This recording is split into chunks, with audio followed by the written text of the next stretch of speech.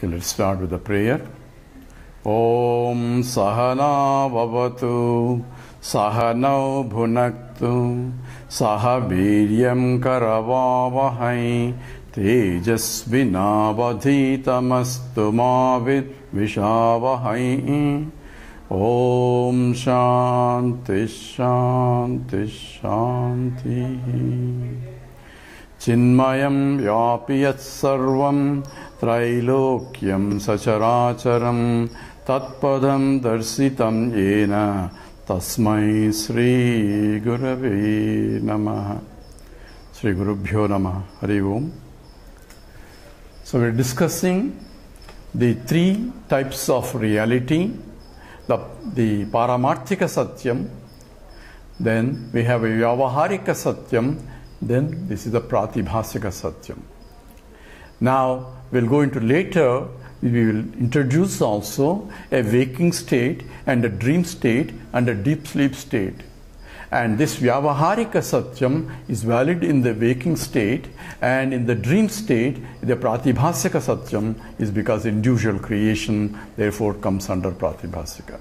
And Paramarthika, we don't go any states, although Upanishad says it is called a fourth state, Chaturtham Manyante, but it is different from all the states, and we will analyze that later. But remember, at least there are three aspects of it according to Advaita philosophy.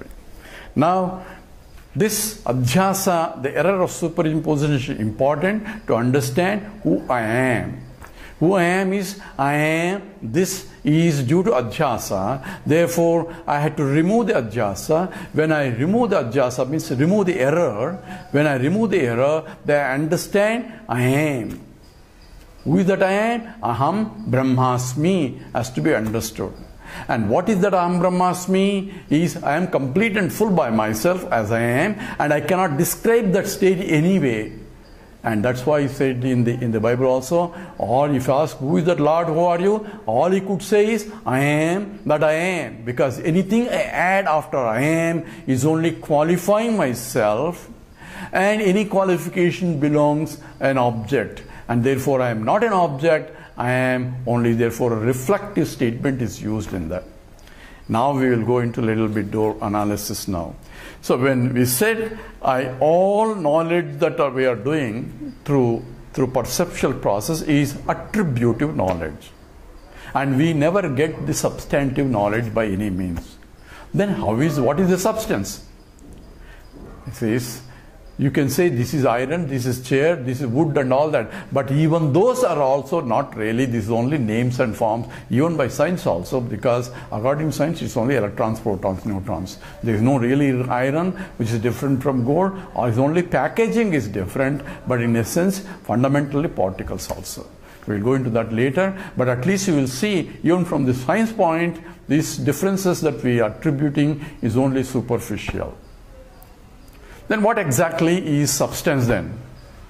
For that only Vedanta is a pramana. Why Vedanta is a pramana? These are the reasons why. Because these are the questions that people ask, and you may investigate whatever, and you'll see that will not give you an answer, because Vedanta says, what is this material for this, which I cannot see through senses, is because it's Brahman. Why? That's how Brahman itself became many. That's what the scripture says.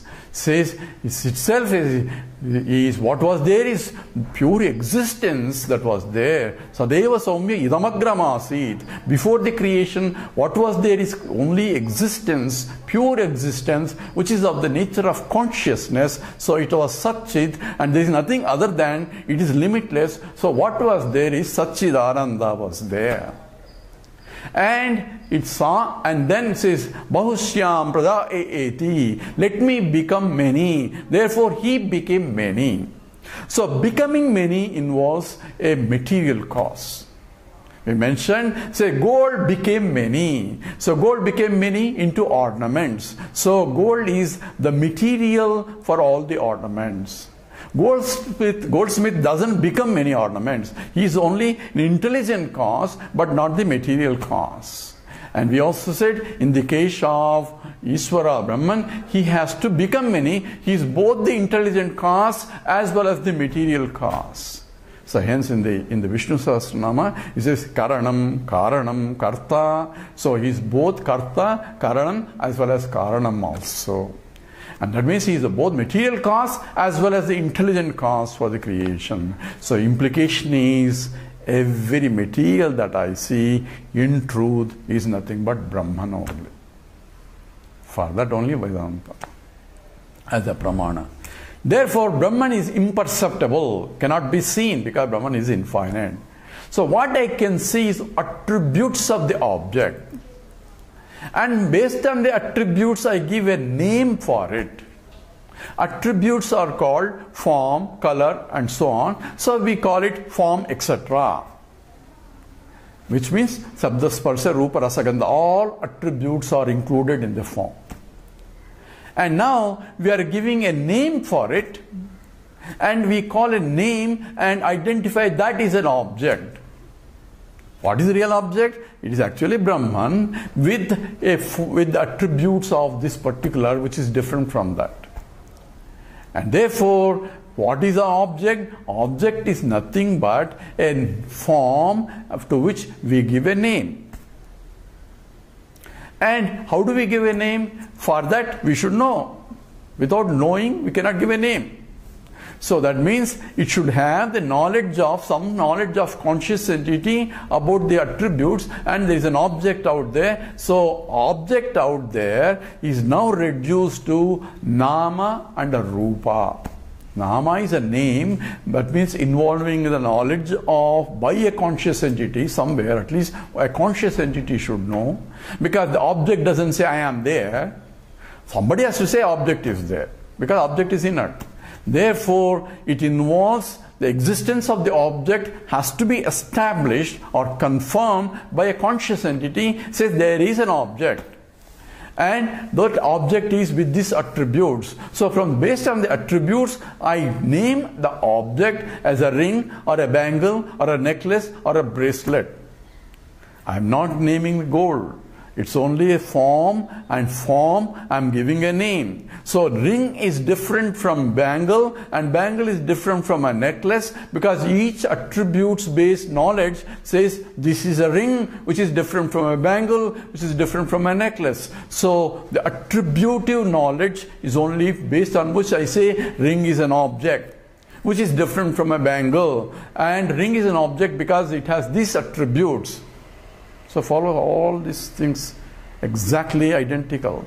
Says whenever I say an object, I am only seeing the attributes. Based on the attributes and based on the form, form is an attribute, and I am giving a name, and we can establish a convention. Says this form with these attributes is called a ring. So that everybody understand a ring means this is the attributes. A convention can be established, that's how the language develops.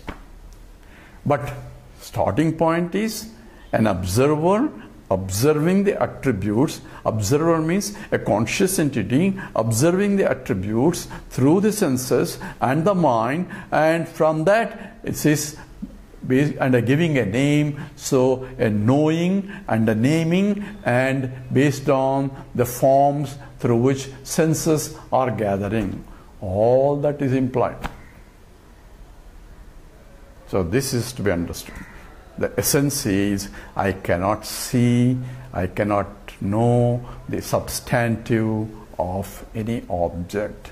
As per Vedanta, whatever you think you know is only a superficial point, because whatever the objects that you're seeing is only electrons, protons, neutrons packed in that way, which is different from another package, different from third package, but essentially it's the same thing that you are dealing, but you are giving different names. Same gold I am dealing with, I am giving different names. One is a ring, one is a bangle, one is a necklace. Same Brahman I am dealing with, as though, because I am putting as though quote unquote, because Brahman cannot be transacted, because Brahman is Paramarthika Satyam. In the transactional level, I am able to differentiate one from the other based on the attributive knowledge, because for each attribute I am giving a name and I do not know the substance of it. That is the absolute truth, and that's why Vedanta is a pramana. Now to understand why Vedanta. Now I want to go a little bit divergence, a little bit here. So what about the other scriptures? Are they not Pramana? So according to Vedanta, we accept any philosophy as long as it agrees with Vedanta. Only when it starts deviating from Vedanta, we reject that, because Vedanta is a Pramana. So Vedanta is a means of knowledge. So any philosophy is acceptable as long as it is agreeing. As long as things are agreeable with the science, we accept that as a part of the science only. If it doesn't agree, then you have to prove that it is science. And what Vedanta has been proved, established, therefore that forms the highest Pramana for us. And because that's why Vedanta is a science. And science has been established by many researchers who confirm that is indeed true, indeed true, indeed true. And therefore, that becomes a valid means of knowledge for me. And Vedanta itself says there is no real material. Whatever the material that you see is only appearance of Brahman in those forms. So how can that be? This is real. You don't think this bat is real? You think it's Brahman, and I'll hit you with the bat, then you know that it's real.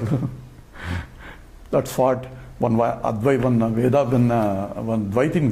told me. So if everything is Brahman, take this poison. Why do you want to say? Then you will know that it is real. So this is also, you have to differentiate transactional reality from the absolute reality. Transactional level, you are different, I am different, she is different, your bank balance is different and my bank balance are different. There is no confusion. Even though I know it's electron, protons and neutrons, I know that garbage is garbage and food is food. I have no confusion, even though both are electrons, protons, neutrons. Just because I am a scientist, I'm not going to eat garbage and throw delicious food. So discrimination at a transactional level is different from understanding the absolute that pervading the whole things. That is why Vedanta is real Pramana. So any silly type of question that one asks is not understanding clearly what exactly means the Paramarthika Satyam, the Vyavaharika Satyam and the Pratibhasika Satyam. This has to be crystal clear. And most of the questions people ask because they put one leg in the Paramarthika Satyam and another leg in the Vyavaharika Satyam. This gentleman is asking me that, say, poison is different from the delicious food. That is at a transactional level. But even poison is also electron, protons, neutrons only. Why doesn't he take if he believes that everything is same? So transactionally, you have to differentiate during transactions. But from the absolute level, I understand that it is one thing that pervades the whole thing. And that one thing is, according to scriptures, Brahman himself became many. And therefore, the whole creation has to be understood. This will lead us to understand what exactly is the world then. If you say all is Nama Rupa, what exactly this means? Is this really creation? Remember, we had asked all sorts of questions in the beginning. Now we have to address that question. Where is this world come? What is this world? What is the nature of the reality of the world? And who created this? Is there an Ishvara? And how is it different from Brahman? And why should I worship Ishvara? What is the cause or means of all this has to be understood. And this we need to go into more details. But at this point, we have to be very crystal clear from Brahman, who is infinite. Brahman cannot create anything. See what? Yes, no, you just told me the whole creation is because of the Brahman. Brahman became something.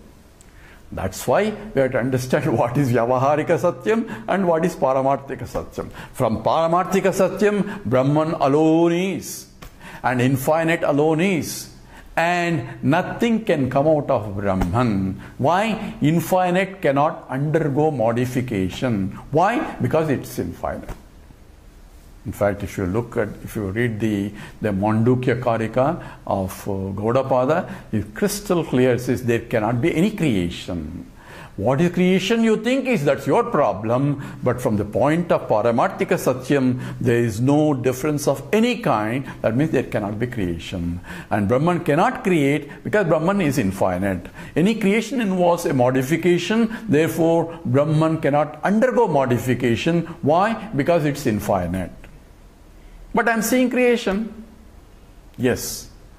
Therefore, we have to understand what we are really seeing. Therefore, one has to understand, because I am seeing creation, now I have to first say, why am I seeing creation? Just that I am putting a pencil in the water halfway and say, I am seeing it's bent. But I say it's not bent. So how? You lift it and you see. But I am seeing it. Yes. Now I understand and provide an explanation why I am seeing a bending there. So science provides you an explanation, and therefore Vedanta, as being a science, will provide you an explanation why I am seeing many things even though there is nothing there. That is why it is a pramana. So I am establishing, because people ask questions in terms of why Vedanta cannot be by pramana, why not other scriptures, and all these questions are on, because Vedanta deals as a science every aspect of it, and explains to a student who is longing for this knowledge until ultimately through process he reaches the highest philosophy. Now next question we are going to address is, what is this world? Where did it come from? Who created it? Is there a creation? Is it not a creation? And why there is so many varieties? Is it coming randomly coming like this? All this has to be understood. Now let's address this. Now, is this creation or not? Number one question. What makes something as a creation? Let's go to even more basic. So what makes something as a creation? So I go outside and a big stone and brought it here. Hey, look at this beautiful creation of mine. So what? You just brought a stone from outside and you say it's a creation? You may hit me with that stone. But suppose I make a beautiful Ganesha out of it. Same stone that you saw that is not a creation. Now I made a beautiful Ganesha out of that stone. And suddenly say, oh, what a beautiful creation. Stone which was not a creation, suddenly you're calling it as a creation. What makes the difference? There is an order and a beauty that came out of it, expressing itself, which is hidden there.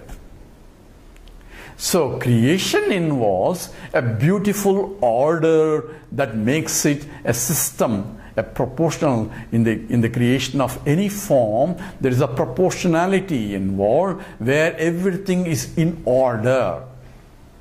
In thermodynamics, order involves work. To create an order, work has to be done. Energy has to be spent. And therefore, when I say this is a creation, it says there is a work went to it, and therefore energy has been put into it, and therefore an order is created, and to maintain that order, it says work again has to be done. That's called entropy. Entropy is a degree of disorder. If your system randomly, the room is organized beautifully, there's an order in this system. There's a beauty. Now if you look at the whole universe, there is a beautiful creation. Look at the flower, look at the leaf, look at an insect, look at everything that is there in this world. There's a beauty and there's an order. And that is the reason why we call it as a creation. Then we'll go into more detail. What exactly is creation? How something can be created? And what are the forces required for the creation? This we have to analyze more clearly. Now we'll stop with here now before we go into that details. Let's do the prayer. Om Purnamada Purnamidam Purnat Purnamudachyate Purnasya Purnamadaya Purnameva Vasishyate. Om Shanti Shanti Shanti. Hari Om. Sri Gurubhyo Namaha. Hari Om.